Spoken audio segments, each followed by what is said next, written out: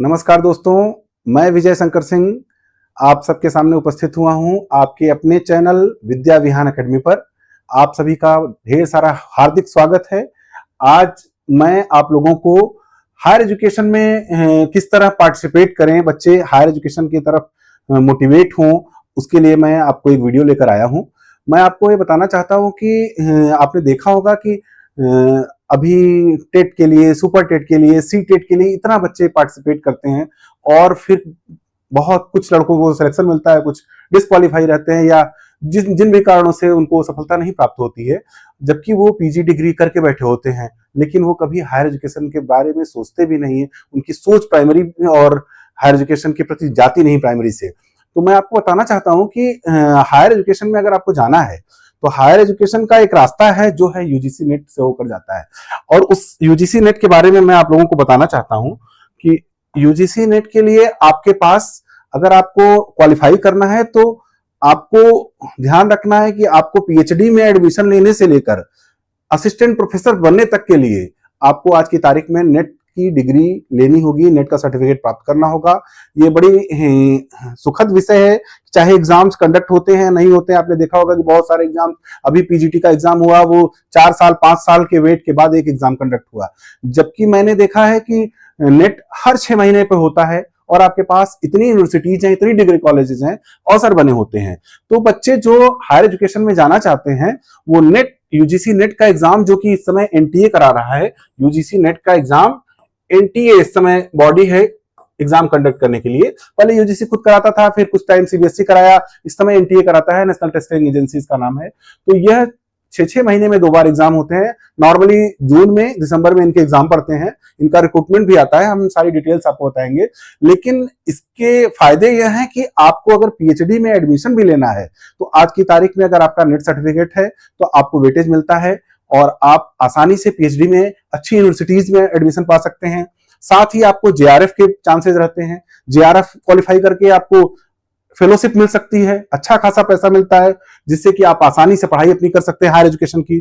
साथ ही different universities में, degree colleges में असिस्टेंट प्रोफेसर की वैकेंसी आती रहती हैं, उनमें बहुत अपॉर्चुनिटीज होती है जहां आप बहुत रेपुटेड पोस्ट पर जा सकते हैं। जो बच्चे सिविल के पीछे भागते हैं, पीसीएस के पीछे भागते हैं, उनसे कहीं बेहतर सिचुएशन में असिस्टेंट प्रोफेसर की पोस्ट होती है। मैं आपको उसके बारे में थोड़ा डिटेल में बताना चाहता हूं। देखिए, इसके बहुत पॉजिटिव एस्पेक्ट हैं। एक तो फाइनेंशियल सिक्योरिटी। बच्चे क्यों प्राइमरी की तरफ जाना चाहते हैं? सोचते हैं कम समय में जल्दी नौकरी पा जाएं। हायर एजुकेशन में जाने का फायदा सबसे बड़ा यह है कि अगर आप यूजीसी नेट का एग्जाम क्वालिफाई करते हो और आप जेआरएफ के एग्जाम को क्वालिफाई करते हो, नेट में जेआरएफ स्कोर आप पाते हो, हाई स्कोर जो होता है, जेआरएफ और नेट के बीच में नॉमिनली मार्जिनली 5% का डिफरेंस होता है, लेकिन जेआरएफ अगर आप क्वालिफाई करते हो तो आज की तारीख में जेआरएफ क्वालिफाइड बच्चे अगर पीएचडी में रजिस्ट्रेशन करा लेते हैं तो कम से कम अप्रॉक्स, एकदम एग्जैक्ट तो नहीं बताएंगे, लेकिन 40,000 के अप्रॉक्स मिल रहा है, 37,000 मिल रहा है उनको। अलग से अगर जिस स्टैंडर्ड की सिटी में, XYZ सिटी में रह रहे हैं तो उनको रेजिडेंस के लिए भी अलावेंसेज मिलते हैं, चारे अलावेंस के तौर पे मिलता है उनको, हॉस्टल में रह रहे हैं कि कहाँ रहे हैं उस बेसिस पे। साथ ही और भी कुछ बेनिफिट्स मिलती हैं, कंटिजेंसी फंड मिलता है उनको, जिससे कि वो अपने रेगुलर एक्टिविटीज को मैनेज कर सके। एसआरएफ क्वालिफाई, जेआरएफ के बाद एसआरएफ में आते हो, लगभग 45,000 आपको मिल रहा होता है। अभी 5 साल तक आपको बेनिफिट पहुंचाता है, कम से कम 5 साल तक आप इस पैसे का इस्तेमाल करते हैं। आपको अपने घर से पैसा नहीं लेना होता है, आपका खर्च अच्छे से चलता है, आप एकेडमिकली भी स्ट्रेंथ पाते हैं। साथ ही साथ आपको मदद ये मिलती है कि आप आगे की पढ़ाई को आसानी से कर पाते हैं, बेहतर रिसर्च कर पाते हैं, इसीलिए दिया भी जाता है। कैरियर सिक्योरिटीज बहुत सारी आती हैं। कैरियर सिक्योरिटीज, एक तो डिग्री कॉलेजेस में आपको अवसर मिल जाता है। डिग्री कॉलेजेस में आपको बहुत सारे डिग्री कॉलेज हैं जहां आप कॉन्ट्रेक्चुअल भी पढ़ा सकते हैं, परमानेंट के भी चांसेस बनते हैं। साथ ही डिफरेंट यूनिवर्सिटीज हैं, यूनिवर्सिटीज में आपको बहुत अवसर मिलता रहता है। अलग अलग यूनिवर्सिटी भी कंडक्ट कराती हैं, हायर एजुकेशन कमीशन हर जगह का एग्जाम कंडक्ट कराता है असिस्टेंट प्रोफेसर का। साथ ही साथ आप कहीं असिस्टेंट प्रोफेसर भी बन सकते हैं, यूनिवर्सिटी में बन सकते हैं, डिग्री कॉलेज में भी बन सकते हैं। कहीं आप फैकल्टी के तौर पे परमानेंट नहीं भी हुए तो कहीं कंसल्टेंट भी बन जाते हैं। रिसर्च स्कॉलर के तौर पे आपको डिफरेंट टाइप के प्रोजेक्ट्स में काम करने का अवसर मिल जाता है। यानी फाइनेंशियल के साथ साथ आपको जॉब सिक्योरिटी भी आती रहती है लगातार। आप खुद के अपने, जैसे हम ही एक आपको पढ़ा रहे हैं, तो क्यों पढ़ा रहे हैं? क्योंकि कहीं ना कहीं नेट क्वालिफाई किए, नेट की डिग्री सर्टिफिकेट है, तो अवेलेबिलिटी, नॉलेज लेवल बढ़ जाता है आपका, तो बहुत सारे स्कोप आपके पास हो जाते हैं और हायर एजुकेशन में आपका स्कोप बढ़ जाता है। एकेडमिक प्रोग्रेशन, एक तो आप डिग्री पा जाते हो, पीएचडी क्वालिफाई कर लेते हो, डॉक्टरेट की डिग्री अवार्ड हो जाती है आपको, आप डॉक्टर लिखने लायक हो जाते हो, तो बहुत सारा आप सोशली आप रिच हो जाते हो, इकोनॉमिकली भी आप रिच रहते हो, और एकेडमिकली तो आप स्ट्रांग होते ही हो क्योंकि आप हायर एजुकेशन की तरफ जा रहे हो। साथ ही साथ मैं इसके कुछ एलिजिबिलिटी क्राइटेरिया के बारे में बताना चाहता हूं, क्योंकि नेट का एग्जाम अगर आपको देना है तो आपको ध्यान रखना होगा कि आप क्या क्या कर सकते हो। आप अगर जेआरएफ क्वालिफाई करते हो, अगर आपका टॉप मेरिट है, मान लीजिए कट ऑफ अलग अलग आता है सबका, जेआरएफ का, नेट का, आज की तारीख में पीएचडी में भी एडमिशन के लिए नेट की वैलिडिटी बढ़ गई है। तो अगर आपका हाई स्कोर है तो आप जेआरएफ के लिए भी एलिजिबल होते हो, असिस्टेंट प्रोफेसर के लिए भी होते हो, और पीएचडी के लिए जब आप फॉर्म भर रहे होते हो तो उसी समय शो करता है कि अप्लाई फॉर। तो जो बच्चे नए हैं, जिनकी उम्र कम है, जो 30 साल से कम के हैं, वह पीएचडी एडमिशन के लिए भी है, अगर वो पीएचडी करना चाहते हैं तो अप्लाई करते हैं, असिस्टेंट प्रोफेसर के लिए भी करते हैं, जेआरएफ की। जैसे जैसे मेरिट लो होती है उनकी, उसी हिसाब से वो कुछ चीजों से वंचित होते हैं। जैसे 5% कम मार्क्स आया या कुछ लो मेरिट आई जेआरएफ से नेट क्वालिफाई की, तो आपको जेआरएफ स्कॉलरशिप नहीं मिलेगी। लेकिन ये ध्यान रखिएगा, नेट क्वालिफाई करने के बाद अगर स्कॉलरशिप नहीं भी मिल रही है तो आप जहां से पीएचडी कर रहे हो सकता है कि वहां पे आपको गेस्ट लेक्चर के तौर पे अपॉइंट कर दिया जाए किसी यूनिवर्सिटी में, रेप्यूटेड यूनिवर्सिटी में, किसी डिग्री कॉलेज में, किसी जिस प्रोफेसर के अंडर में आप रिसर्च कर रहे हो वहां आपको पढ़ाने को भी मिल सकता है, किसी रिसर्च प्रोजेक्ट में काम करने को मिल सकता है। यूजीसी टाइम टाइम पर प्रोजेक्ट्स करती रहती है, उनमें काम करने पर भी आपको पैसा मिलता रहता है। यानी कि जेआरएफ अगर नहीं भी क्वालिफाई करते हैं, नेट क्वालिफाई करते हैं, तो भी आपको फाइनेंशियल रिक्वायरमेंट अपने घर से पड़े इसकी संभावना नहीं रहेगी अगर थोड़ा भी आपने प्रयास किया। तो वहां पे आप असिस्टेंट प्रोफेसर के लिए एलिजिबल होते हो। पीएचडी अगर आप करना चाह रहे हो तो पीएचडी के लिए भी एलिजिबल हो। जबकि अगर इन दोनों के लिए आप एलिजिबल नहीं हो, लेकिन लो मेरिट पर आज की तारीख में पीएचडी में एडमिशन के लिए भी आपको वैलिडिटी चाहिए। लो स्कोर पर पीएचडी में भी एडमिशन में नेट का स्कोर वैलिड माना गया है इस बार, और उसके द्वारा आप पीएचडी में भी एडमिशन प्राप्त कर सकते हो। इसके लिए एकेडमिक कुछ एलिजिबिलिटी होगी, क्राइटेरिया होगा, कुछ आपका एज लिमिट भी रिक्वायर्ड होगी।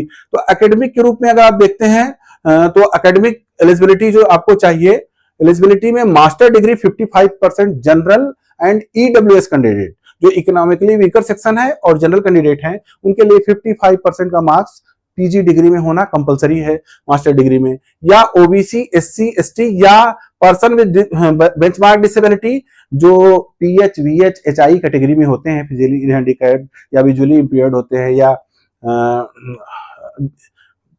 उनको भी 50% के मार्क्स पे वो पार्टिसिपेट कर सकते हैं नेट के एग्जाम में। उन्हें 5% का रिलैक्सेशन मिलता है। विशेष रूप से ओबीसी, एससी, एसटी और पीडब्ल्यूडी कैंडिडेट्स को 5% का रिलैक्सेशन मिलता है, यानी 50% मार्क्स पर भी वो हायर एजुकेशन में जाने के लिए एलिजिबल होंगे। आजकल, पहले ये व्यवस्था नहीं थी, लेकिन अब बैचलर डिग्री अगर आपके पास, बैचलर डिग्री आपने 4 इयर्स या 8 सेमेस्टर्स की है, तो आप फाइनल ईयर में या लास्ट सेमेस्टर में जब आप जाएंगे तो आप देखेंगे कि बैचलर डिग्री आपकी जो है, अगर 4 ईयर की आपने की है, 3 ईयर की है तो एलिजिबल नहीं है, लेकिन 4 ईयर में, फाइनल ईयर में या लास्ट सेमेस्टर में आप हैं तो आप नेट के एग्जाम में पार्टिसिपेट कर सकते हैं। क्राइटेरिया चेंज है, जनरल ईडब्ल्यूएस के लिए 75% आपके पास होना चाहिए, OBC, SC, ST and PWD candidates के लिए 70% या 5% यहां पर भी रिलैक्स किया गया है। सेम 5% रिलैक्सेशन है, बस डिफरेंस इतना है कि बैचलर डिग्री पर एक बेसिक अंतर यहां पे है। बड़ा अंतर वो है कि आप मास्टर डिग्री अगर कर चुके हैं तो आपको असिस्टेंट प्रोफेसर के एग्जाम में डायरेक्ट पार्टिसिपेट करने को मिल जाएगा अगर आप नेट या जेआरएफ क्वालिफाई करते हैं तो। लेकिन अगर आप बैचलर डिग्री किए हैं तो ये जान लीजिए कि आप पीएचडी में एडमिशन के लिए एलिजिबल हो जाएंगे। आफ्टर कंप्लीशन ऑफ पीएचडी आप असिस्टेंट प्रोफेसर के लिए एलिजिबल होंगे, लेकिन नेट क्वालिफाई अगर आपने बैचलर डिग्री के दौरान किया है तो आप नेट के लिए एलिजिबल नहीं हो, सॉरी असिस्टेंट प्रोफेसर के लिए एलिजिबल नहीं होंगे। इस बात को ध्यान रखिएगा। कुछ एज लिमिट की बात जहां तक है, यह भी बहुत मैटर करता है। बहुत बच्चे ऐसे हैं जो तैयारी करते करते थक गए बेचारे, एज बढ़ जाती है। लेकिन अगर आप जनरल कैंडिडेट हैं तो 30 इयर्स जेआरएफ के लिए, नेट के लिए कोई एज बाउंडेशन नहीं है। नेट के एग्जाम के लिए सिर्फ कोई एज बाउंडेशन नहीं, यानी असिस्टेंट प्रोफेसर बनने के लिए कोई एज क्राइटेरिया नहीं है कि नेट का एग्जाम नहीं दे सकते हैं। हाँ, research fellowship, junior research fellowship अगर पाना चाहते हैं तो आपका 30 ईयर एज होना चाहिए। और अगर आप ओबीसी, एससी, एसटी या पीडब्ल्यूडी कैंडिडेट हैं या विमेन हैं, महिलाओं के लिए भी 5 वर्ष की छूट है, यानी उनके लिए 35 इयर्स एज तक वह एलिजिबल होंगे। पीएचडी अवार्ड होने की तारीख तक उनको, पीएचडी के एग्जाम की तारीख तक उनको 35 इयर्स तक का एज पर छूट मिलती है। ध्यान रखिए, असिस्टेंट प्रोफेसर अगर आप बनते हो के लिए आप अप्लाई करते हो तो ध्यान रखना कि आपको वहां पे अपर एज लिमिट का कोई क्राइटेरिया नहीं है, अपर एज लिमिट का कोई बाउंडेशन नहीं है। इस बात को आप ध्यान रखिएगा फॉर्म भरते समय। एग्जामिनेशन किस पैटर्न पे होगा, क्या मोड है, क्या पैटर्न है एग्जाम का, आपको मैं बताना चाहूंगा कि फर्स्ट पेपर बहुत इंपॉर्टेंट पेपर होता है, जिसको बहुत सारे बच्चे ध्यान नहीं देते हैं, नेट भी नहीं क्वालिफाई करते हैं और जेआरएफ में तो और बड़ा रोल प्ले करता है। उसका रीजन क्या है कि एक क्वेश्चन 2 मार्क्स का है, 50 क्वेश्चंस आते हैं, 100 मार्क्स के आते हैं, 10 यूनिट्स का है। इसके बारे में आगे मैं सिलेबस पे बात करूंगा अभी शॉर्ट में, लेकिन मैं आपको बताना चाह रहा हूं कि 100 नंबर का आपका फर्स्ट पेपर होता है, वो जनरल पेपर होता है। इसको बच्चे ज्यादा ध्यान नहीं देते, जबकि यहां से स्कोर बढ़ाने का सबसे बड़ा अवसर होता है, क्योंकि आपका पेपर सेकंड जो आपका सब्जेक्ट होता है, पेपर सेकंड जो होता है, जिस सब्जेक्ट से आपने पीजी डिग्री की है, वो आपसे पूछा जाएगा। वो 100 क्वेश्चंस का 200 मार्क्स का क्वेश्चन होगा। ध्यान रखिएगा कि सब्जेक्ट तो सब कोई पढ़ता है और वहां स्कोर सब कोई करता है, लेकिन मेरिट में अगर आपको थोड़ा एडवांटेज लेना है तो फर्स्ट पेपर पर आपको बहुत फोकस करना होगा, क्योंकि फर्स्ट पेपर बहुत क्रूशियल रोल प्ले करता है। उसमें थोड़ा मल्टी टैलेंटेड जो बच्चे होते हैं वो बहुत एडवांस करते हैं, पर आप हमारे साथ बने रहेंगे अगर, तो मैं उस फर्स्ट पेपर के 10 सेक्शन को बेहतरीन तरीके से पढ़ाने की कोशिश करूंगा, जिससे कि आप हर हाल में क्वालिफाई करें और हमें खुशी मिले। कट ऑफ जहां तक है, कट ऑफ एनटीए डिसाइड करता है, और एनटीए आपके कितने फॉर्म पड़े हैं, कितने बच्चे पार्टिसिपेट किए हैं, उस बेसिस पे डिक्लेयर किया जाता है। चाहे वो जेआरएफ का हो, चाहे वो नॉर्मल नेट का हो या पीएचडी एंट्रेंस के लिए हो, तो कट ऑफ का अलग अलग डिफरेंट सब्जेक्ट के लिए डिफरेंट आपका अलग अलग कट ऑफ जाता है। ऐसा नहीं है कि हिंदी का भी, मैथ का भी सबका एक जैसा कट ऑफ है, सबका कट ऑफ डिफरेंट होता है। अब मैं आपको थोड़ा एग्जाम स्ट्रेटजी के बारे में बताना चाहूंगा। आपने एक तरीके से काफी बातें जान ली कि किस तरीके से हम नेट के फॉर्म को अप्लाई करके हायर एजुकेशन के लिए एलिजिबल हों और हायर एजुकेशन में पार्टिसिपेट करके अपना स्कोर बेहतर करें और जीवन में आगे बढ़ें। बहुत प्रेस्टिजियस जॉब है अगर आप हायर एजुकेशन में जाते हो। तो मैं आपको बताना चाहता हूं कि एक एग्जाम स्ट्रेटजी के तौर पे मैं आपको बताता हूं।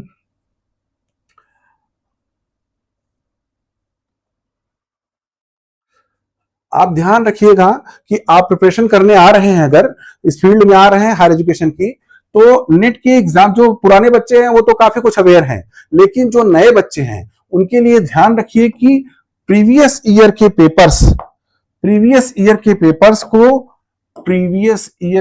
पेपर को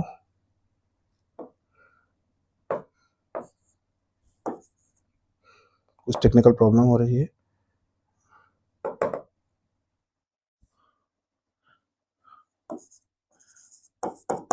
प्रीवियस ईयर्स के पेपर प्लस सिलेबस दोनों एक साथ पढ़ें। अगर प्रीवियस ईयर का पेपर और सिलेबस दोनों एक साथ कवर करते हैं तो ध्यान रखिएगा पीवाईक्यू आपका जो है, पीवाईक्यू प्लस सिलेबस, ये दोनों चीजें अगर साथ साथ आप प्रिपेयर करते हैं तो आपके एग्जाम में पूछे जाने वाले क्वेश्चंस, जो आप कितना भी थ्योरी पढ़े हो, लेकिन अगर एग्जाम में फेस करते हैं क्वेश्चंस तो कॉन्सेप्ट आते हुए भी क्वेश्चंस गलत हो जाते हैं। लेकिन अगर आप पीवाई को क्यू सॉल्व किए रहते हैं तो आपको पता रहता है कि किस तरह के क्वेश्चन, इतने एग्जाम कंडक्ट कर दिए गए हैं, यूजीसी ने कंडक्ट किया है, उसके बाद सीबीएसई कंडक्ट की, एनटीए लगातार कंडक्ट कर रहा है, ऑनलाइन पेपर्स होते हैं, एक एक सब्जेक्ट के अलग अलग पेपर्स आते हैं। फर्स्ट पेपर में तो 4 4 6 6 8 8 पेपर, आपको जितने दिन एग्जाम होगा रोज का रोज पेपर मिलता है। तो आपके पास इतनी वैरायटी के पेपर होते हैं कि सॉल्व करने से एग्जाम में आपको असुविधा नहीं होती। दूसरा, मैंने सिलेबस में देखा, सिलेबस से जो क्वेश्चंस बनते हैं आपके, स्पेशली सब्जेक्ट पेपर 2 से जो आपका सब्जेक्ट होता है, उसके क्वेश्चंस तो इतने पूछे जा चुके हैं कि अब क्वेश्चन बनने की बहुत संभावना ही नहीं रहती है। लेकिन अच्छी बात यह है कि आपको थोड़ा सा ध्यान देने की चीज है। अब क्या करते हैं, वो क्वेश्चन अलग स्वरूप में पूछते हैं, बातें वही होती हैं लेकिन वे ऑफ लैंग्वेज जो उसका रहता है, लैंग्वेज जो है वो थोड़ा इस तरह से रहता है, उसको आपको ध्यान देने की जरूरत है। और अगर इन दोनों चीजों को मैं लगातार अपने चैनल पे आपको बताता भी रहूंगा, पीवाईक्यू भी सॉल्व कराऊंगा, कंटेंट पढ़ाऊंगा, पीवाईक्यू सॉल्व कराऊंगा, उसके साथ ही आगे बढ़ूंगा। इसको मैं मानता हूं कि अगर आप स्ट्रेटजी को फॉलो करते हैं तो आप बहुत अच्छे स्कोर के साथ, अगर जीआरएफ के कैंडिडेट है तो जीआरएफ क्वालिफाई करेंगे, अगर नेट के हैं तो नेट क्वालिफाई करेंगे। लेकिन आपको रेगुलर कंसिस्टेंसी रखना पड़ेगा, क्योंकि आप जानते हो कि consistency is the result of reliability. निरंतर अगर प्रयास करेंगे तो हर हाल में आप सफल होंगे। मैं थोड़ा सा सरसरी तौर पे, क्योंकि स्टार्ट मैं आपको फर्स्ट पेपर से ही शुरू करूंगा। फर्स्ट पेपर में आपके 10 यूनिट्स में वो फर्स्ट पेपर बटा हुआ है, 10 यूनिट्स में बटा हुआ है। इन 10 यूनिट्स का पीवाईक्यू भी सॉल्व कराऊंगा, सिलेबस भी कराऊंगा, साथ साथ में चलाऊंगा। फर्स्ट पेपर के बारे में थोड़ा सरसरी तौर पे मैं आपको बताना चाहता हूं। Unit first, teaching aptitude.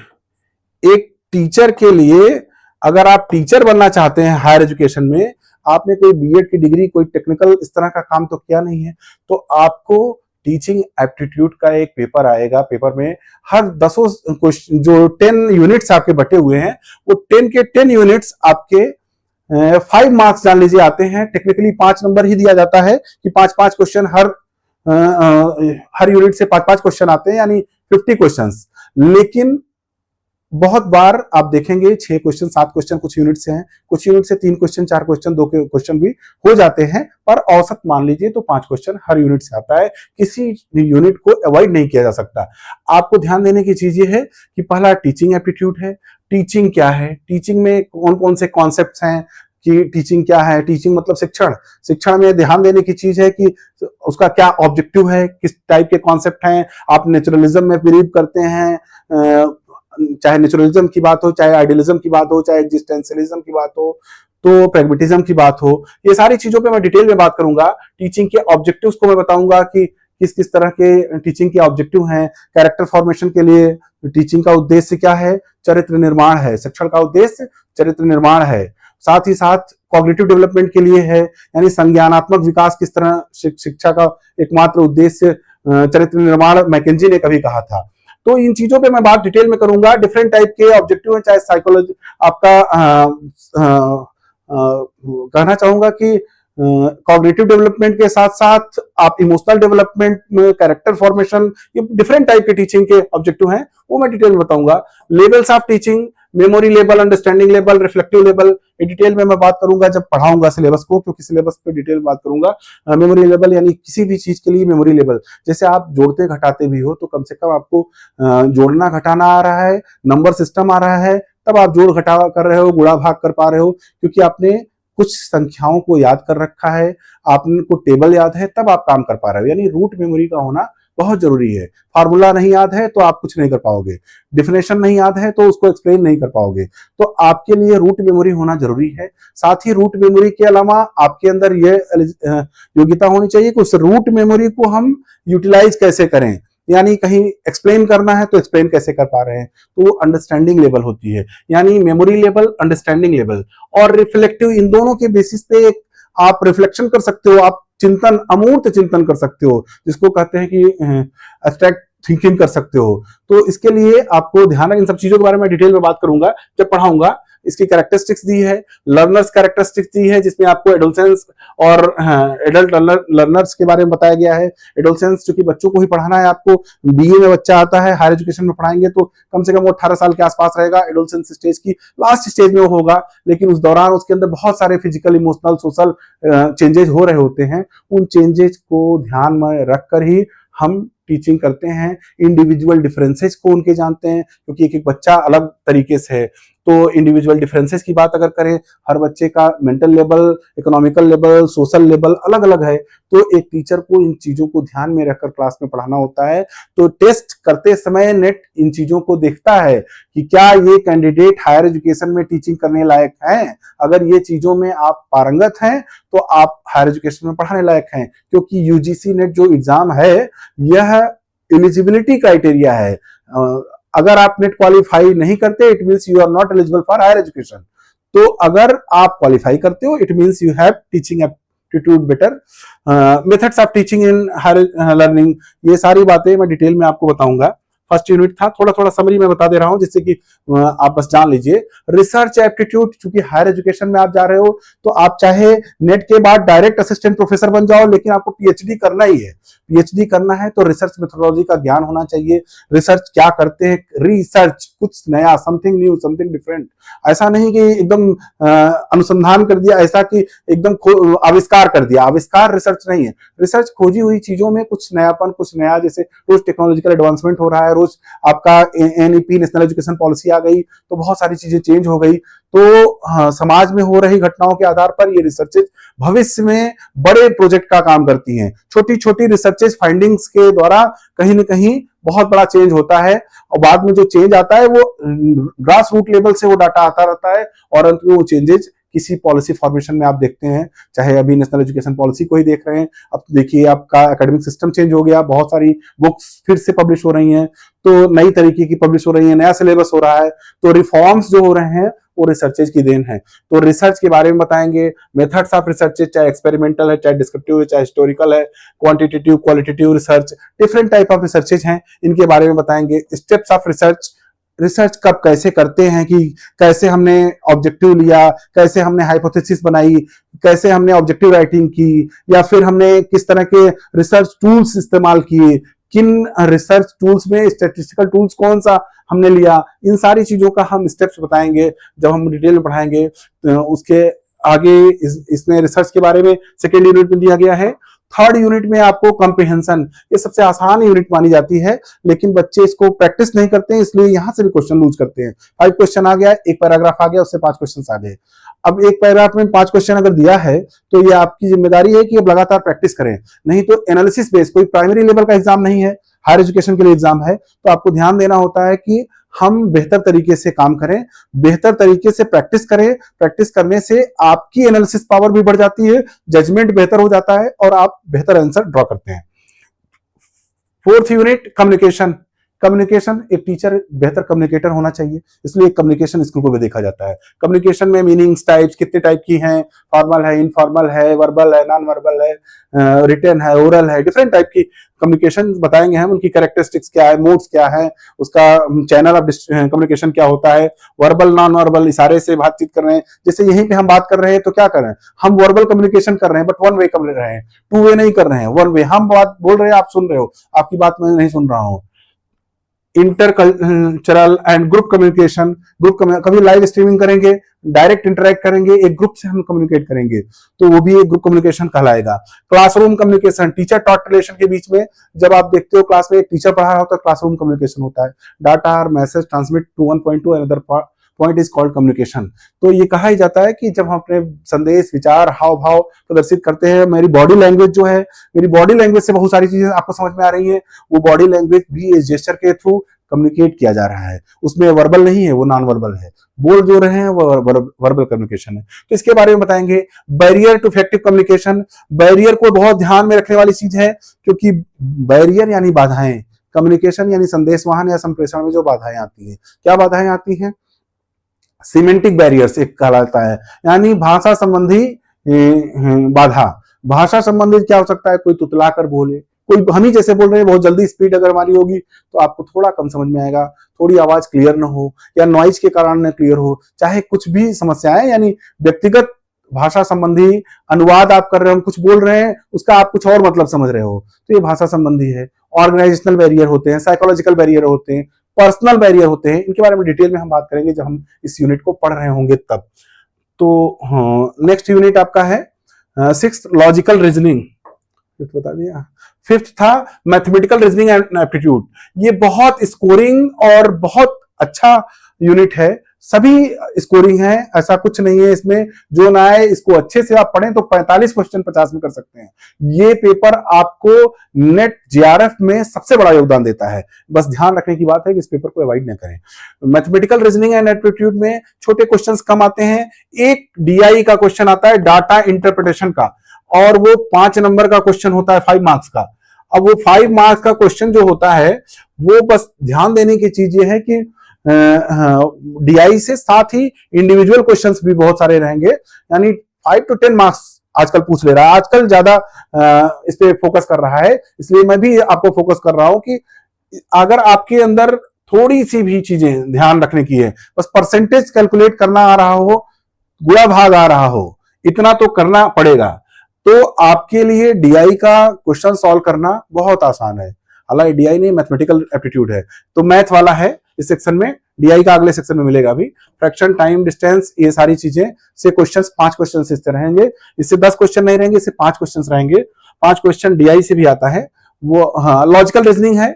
Logical reasoning यानी इंडिविजुअल क्वेश्चंस रहेंगे, उसमें बहुत छोटी मोटी पजल भी हो सकती है 2 नंबर 3 नंबर की, लेकिन 1 नंबर के क्वेश्चंस इंडिविजुअली रहेंगे, लॉजिक पर बेस्ड होते हैं। इसको प्रैक्टिस से बेहतर रिजल्ट ला सकते हैं। बहुत एक्यूरेसी इसमें कुछ क्वेश्चंस में नहीं आती है, जहां लॉजिक होता है एकदम जैसे 2 + 2 4 होता है, उस तरह आप लॉजिक के क्वेश्चन में नहीं लगा पाते हैं। लेकिन अगर आपने थोड़ा प्रैक्टिस किया है तो बेहतर रिजल्ट देंगे, और इस पे भी हम बहुत क्वेश्चन सॉल्व कराएंगे जिससे कि आपका रिजल्ट बेहतर आए। डाटा इंटरप्रिटेशन, ये जो मैंने वहां पहले बता दिया था, ध्यान नहीं दिया मैंने, वो मैथमेटिकल रीजनिंग थी। मैथमेटिकल एप्टीट्यूड के क्वेश्चंस थे जिसमें छोटे क्वेश्चंस आपके चाहे परसेंटेज के हो, प्रॉफिट लॉस के हो, उनसे 5 क्वेश्चन आते थे। यहाँ डाटा इंटरप्रिटेशन से 5 क्वेश्चंस आते हैं, बार चार्ट के थ्रू, हिस्टोग्राम के थ्रू, पाई चार्ट के थ्रू, टेबल चार्ट के, line chart and mapping of data, इसके थ्रू आपके 5 क्वेश्चंस पूछे जाते हैं। एक टेबल दिया रहेगा, उसी से संबंधित 5 क्वेश्चन पूछे जाएंगे। उस पर ध्यान देने की बात यह है कि हम जब उसको समझाएंगे तो आप प्रैक्टिस करिएगा।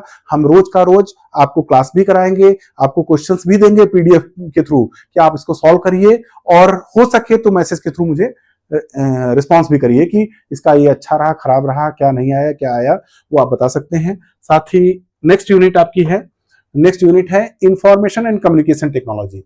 आज की तारीख में इसके बिना रहा नहीं जा सकता। ये नहीं रहता तो हम आपसे जुड़ नहीं सकते थे। आज हम जुड़ रहे हैं तो उसका सबसे बड़ा काम, मेन कारण यही है, information and communication technology, ICT. 5 question इससे आते हैं।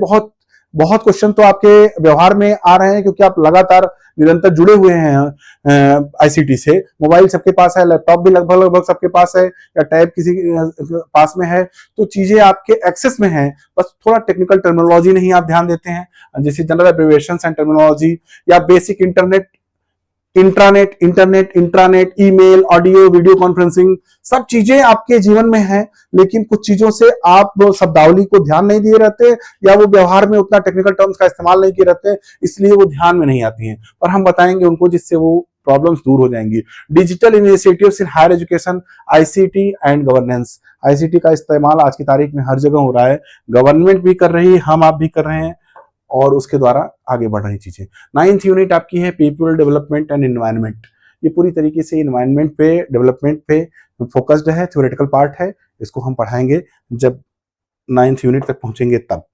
लास्ट यूनिट है higher education system. Higher education system में आपका एंशिएंट इंडिया में हायर एजुकेशन सिस्टम कैसा था, पोस्ट इंडिपेंडेंस इंडिया में कैसा रहा हायर एजुकेशन, अभी वर्तमान में क्या है, चाहे आपका राधाकृष्णन आयोग की बात हो, चाहे कोठारी आयोग की बात हो, या कोठारी कमीशन की, मुदालियर कमीशन की, या अभी एनईपी 2020 सबसे रेलेवेंट, सबसे ज्यादा पूछा जाने वाला क्वेश्चन इस समय NEP 2020 national education policy. New education policy मत कहिएगा, नेशनल एजुकेशन पॉलिसी। मैंने बहुत लोगों से सुना कि new education policy, but NEP 2020 means national education policy 2020। तो इसमें भी हायर एजुकेशन में बहुत सारे चेंजेस हो रहे हैं, उसी के तहत आपका बहुत सारा एकेडमिक सिस्टम चेंज हो रहा है, तो सिलेबस चेंज हो रहा है। तो यही है हमारे रिसर्चेज की देन, जिसके कारण से आज ये चीजें आ रही हैं, फाइंडिंग्स आ रही हैं, चेंजेज आ रहे हैं और हम अपने आप को अपग्रेड कर रहे हैं। तो इस हायर एजुकेशन सिस्टम के बारे में आज बहुत सारे अलग अलग पोर्टल आ गए हैं जिसके थ्रू आप एजुकेशन ले पाते हैं,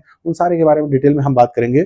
आज के लिए इतना ही है और अगले क्लास में हम वीडियो अपलोड करेंगे। तो धन्यवाद आप सभी को, आपने देखा।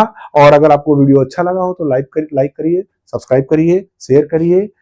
अगर अच्छा लगा तो धन्यवाद।